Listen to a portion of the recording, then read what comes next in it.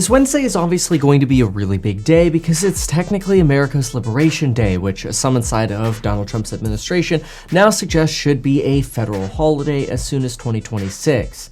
That's right, rather than celebrating Donald Trump's birthday as a national holiday, they would instead celebrate April 2nd, Liberation Day, for the day that we transform our economy.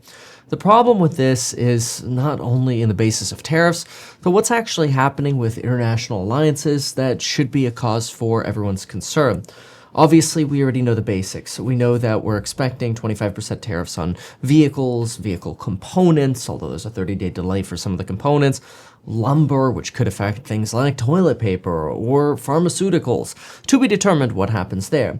We know that Japan is, quote, weighing every option, and Canadian, PM Mark, or to be potentially elected Mark Carney, will, quote, fight U.S. tariffs with our own retaliatory tariffs to inflict, quote, maximum impact against the United States with minimal impact against Canadians.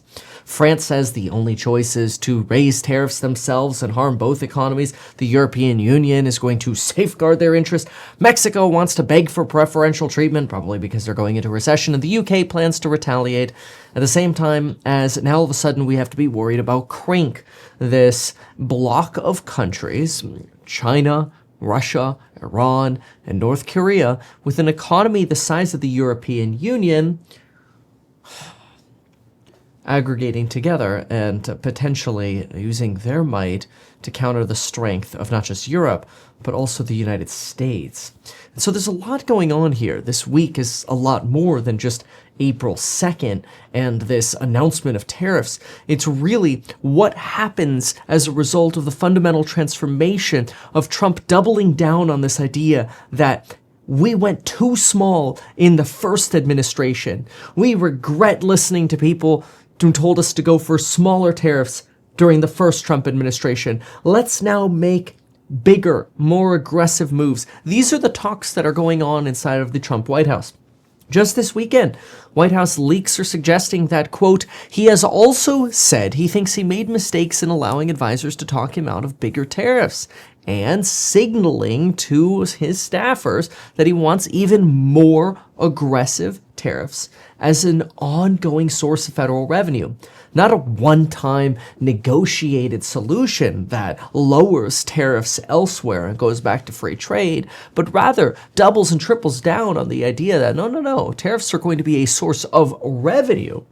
Of course, the sales pitch is, hey, if we have enough revenue, then maybe 93% of Americans who make under $150,000 per year don't even have to file a tax return because there won't be any kind of taxation. And there'll be so much winning again that everybody will get a $5,000 Doge dividend check.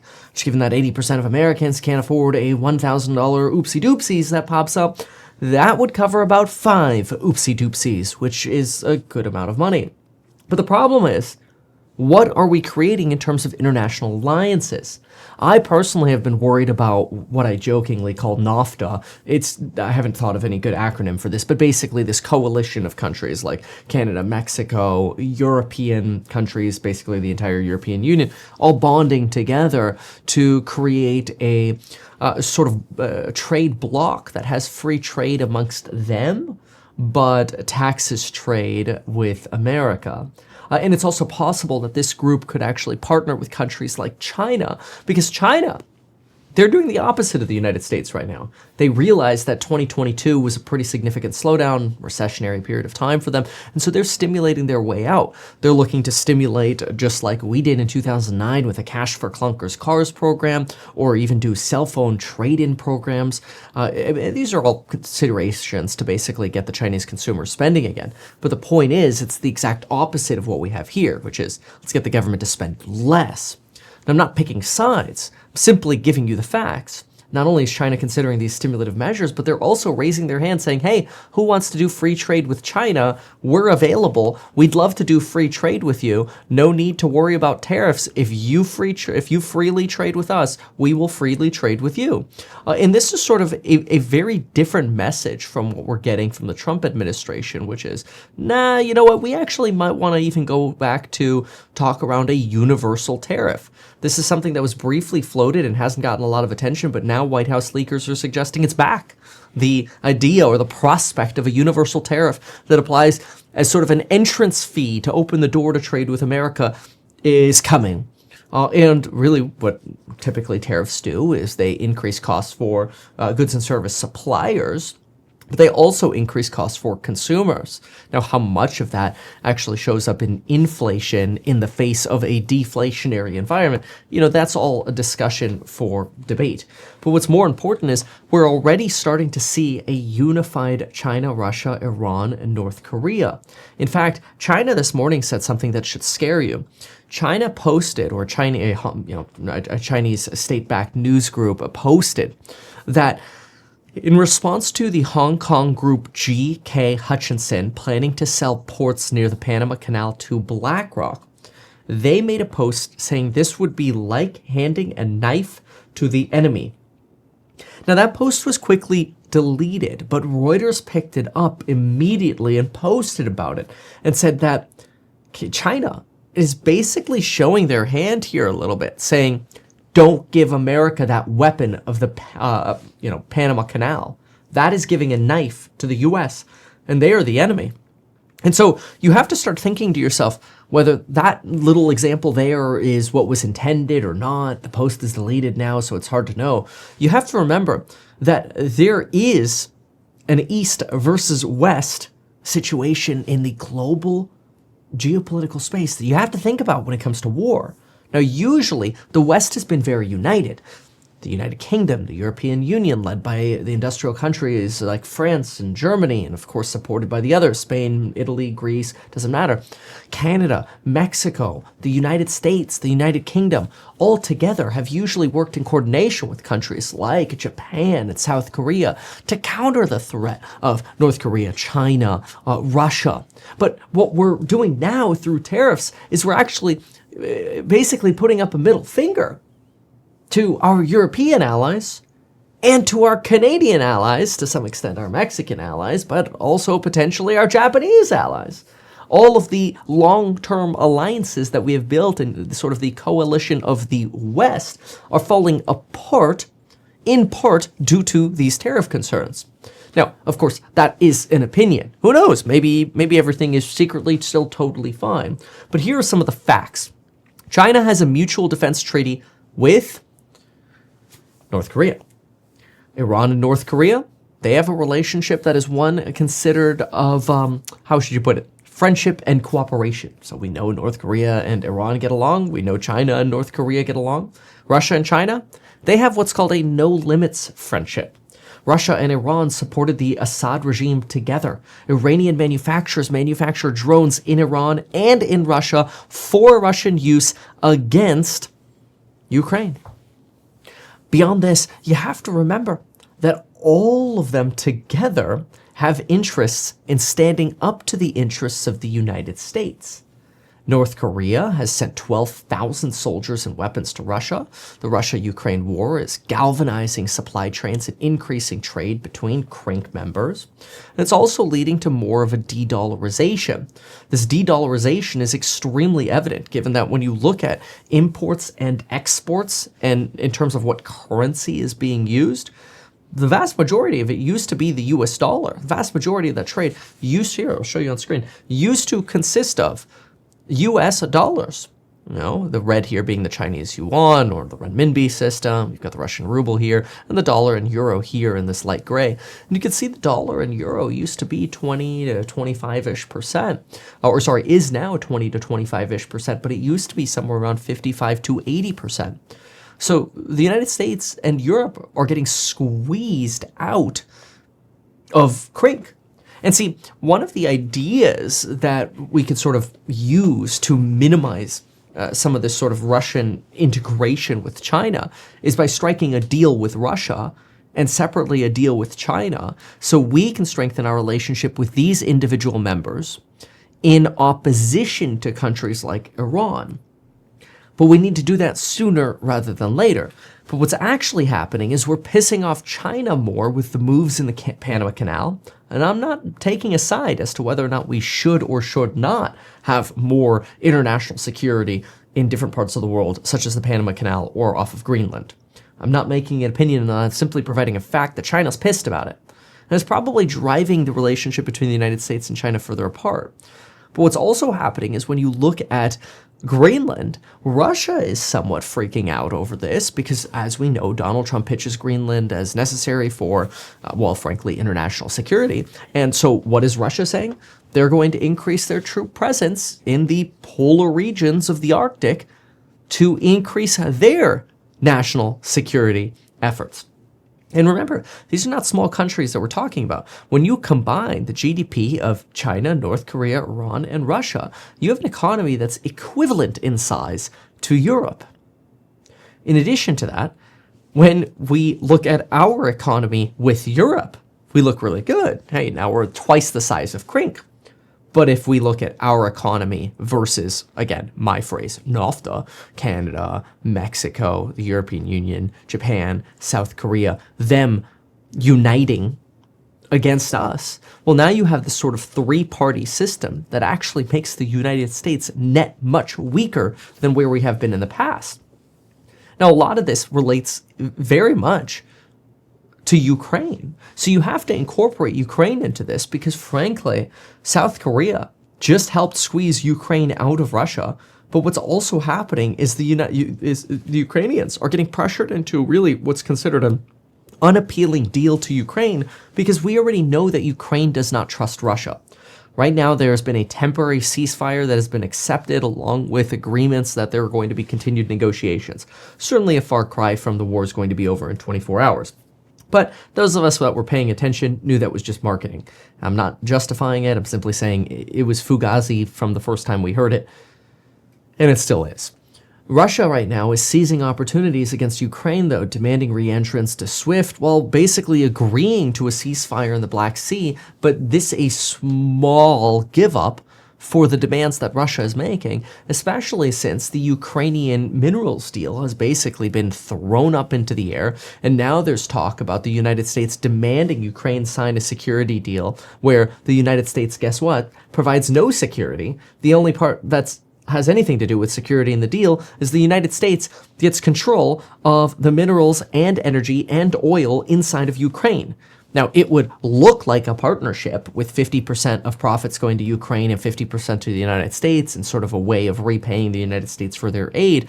But the United States would appoint 3 out of 5 board members and the United States would have full veto power. So basically, the United States would have 100% control, even though technically only receiving about 50% of the dividends, while not providing security guarantees for the Ukrainians that they would actually aid and support the Ukrainians in the event Russians defaulted on their pledges, which is exactly what the Ukrainians are afraid is going to happen.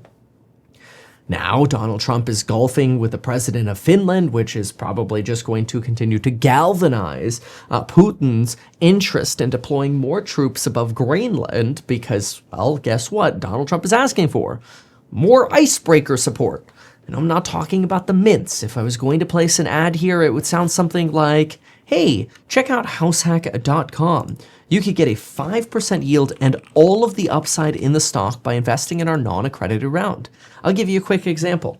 Let's say you invested $20,000 into Househack, and the company's stock price in the future was worth $10. Well, you could simply divide your $20,000 by a 1.4 conversion price, $1.4. Now, what you have is 14,285 shares. If those are worth $10 in the future, hopefully when we get to IPO, that 20K would turn into 142K.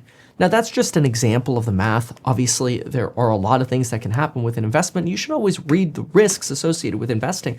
But check out Househack. You can see all the properties that we're backed by. You can get a 5% yield. When you hit the invest button, you can select if you're an accredited or non-accredited investor. You get 100% of the upside, like in the math that I just gave you, for when we IPO in the future, knock on wood, and you get paid a 5% yield until conversion to shares, which is great. At the same time, it's all backed by the real estate that we own. So if you want to see the real estate that we own, just go to househack.com. This is an example of an actual apartment building we own. This is an example of an actual home that we own. These are the things that we do. So if you want to diversify and get out of some of the craziness of the stock market, and you want some exposure to what we have at HouseHack, go check it out at househack.com. You can now invest as a non-accredited investor. Just make sure to read the offering circular and some of the other information provided. Now, going back to icebreakers, what Finland is actually doing is they're telling you, look, we'll give you more icebreakers. We want coordination and partnership with the United States. And what Donald Trump is saying is, yep, good. We're going to need him because we're going to be present in the polar regions more. And that's why Russia is saying, well, so will we then. So I want you to think for a moment.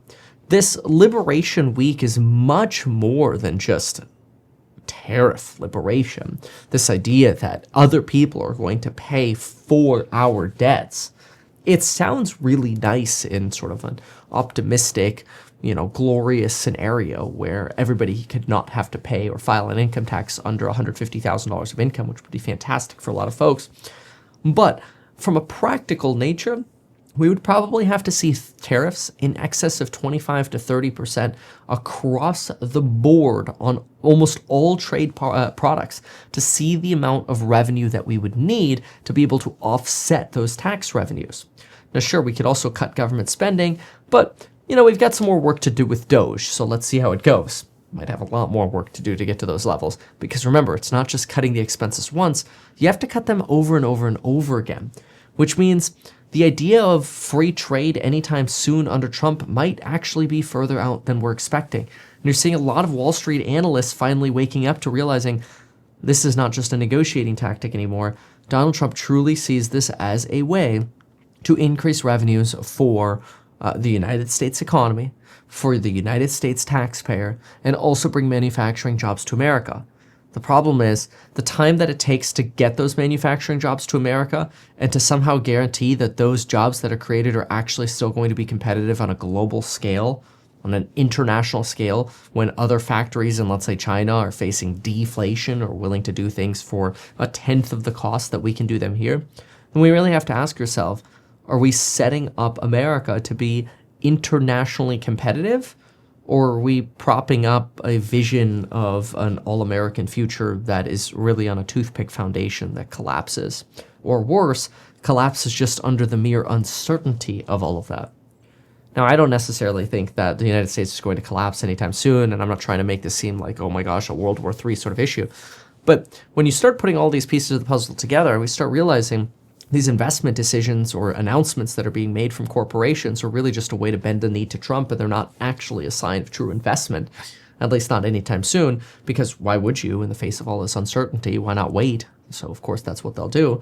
And ultimately, what you're doing is creating the conditions, which have in many parts already been present. So I should say you're accelerating the conditions for a recession, which unfortunately would be substantially worse for people as many more millions, potentially tens of millions of people more, lose their jobs and overall revenues stagnate or collapse at many businesses.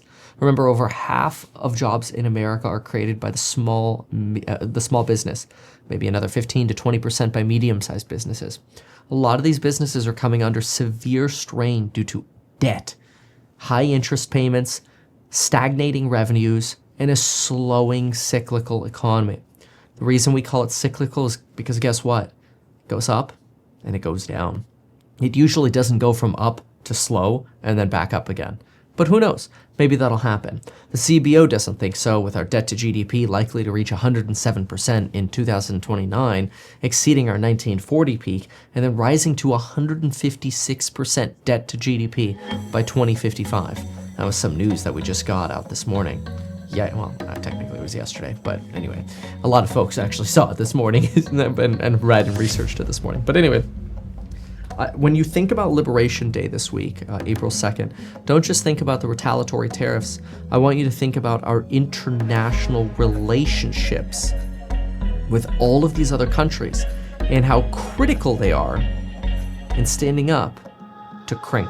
Why not advertise these things that you told us here? I feel like nobody else knows about this. We'll try a little advertising and see how it goes. Congratulations, man. You have done so much. People love you. People look up to you. Kevin Paffrath there, financial analyst and YouTuber. Meet Kevin. Always great to get your take.